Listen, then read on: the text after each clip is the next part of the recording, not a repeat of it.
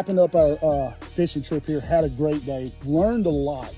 And like I said, we weren't after the number of fish, because that's not what you're doing with the open water fishing.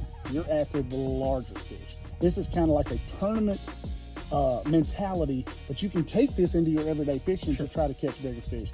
And one thing that I have seen is that Livescope, a lot of people think you just go out there and catch fish, and that's not true, is it? It is not true. I mean, that's what everybody wants to do. That's the idea behind it. Or, you know, most people think, as soon as I get Livescope, I'm going to be limiting out all the time, and it's just not the case.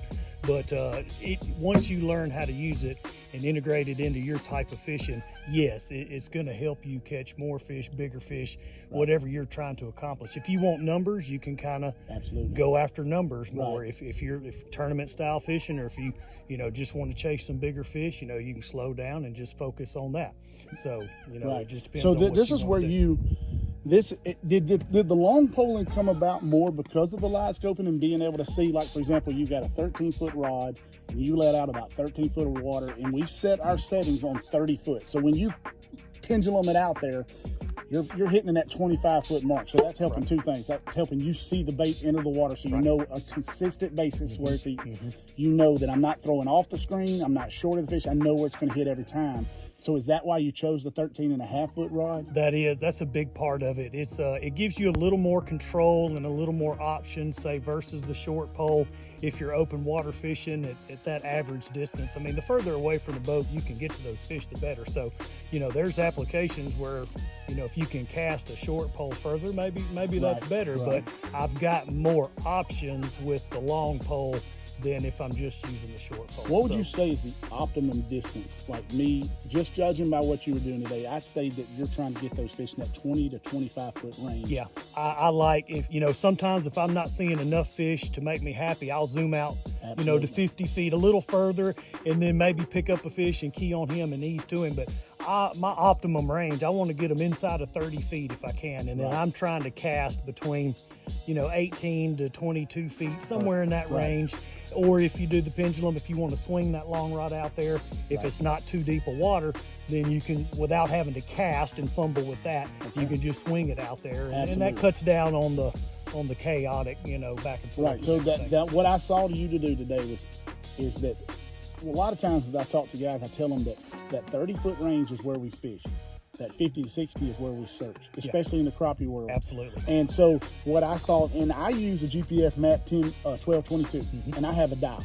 Because it quickly dials back and forth the distances, and that's why I like it. But what I saw in guys that have the Echo Map unit is using that plus minus button up there for the quick in, quick out. I mean, once you've done it enough like yourself, a couple quick taps, I'm right back to 30, a couple quick, almost without looking.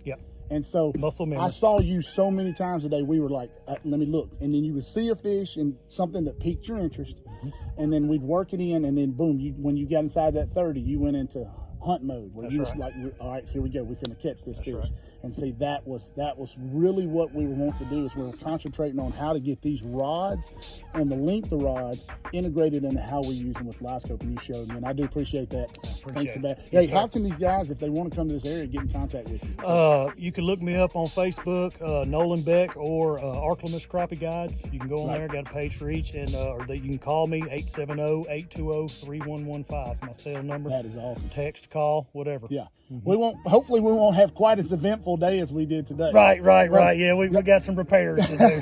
Well, we had a little small repair. We went to put the boat in the water, and it's funny now, but it wasn't funny at the time. Man, we pulled up and the jack plate was broken out. Yeah. Good and mess. So, but that's you fish from Grenada. And you fish all over, Central Garmin, Mississippi, South Arkansas, North Louisiana. That's why it's ARKLAMISS Crappie Guides. One other question though, does this open water fishing, does it translate to all over? Because like I said, we weren't fishing anything in particular. There wasn't a stump within sight. You can do this open water fishing on any lake. Lake, it doesn't matter. Dirty water, deep water, shallow water, clear water. Awesome. It works everywhere you go. It's just a matter of getting out there, finding a few fish, and working on them. That's awesome. So guys, this is what you're going to start getting on a month-to-month basis, and we're going to really start concentrating on crappie. And that's what we're trying to do, is I'm trying to expand my field with crappie. I have a lot of crappie guys, you're going to see him more. You're going to see him more often because he's going to be. We're going to, as we progress through the seasons, he's going to take these techniques, and as we change, we go in and out depth-wise. We're going to talk about tackle, live scope, how he changes baits, all of this. It's a different type fishing show, and you're going to get it exclusively because you bought the Masterclass. Guys, thanks for joining me. Be looking again in September for the new episode coming up.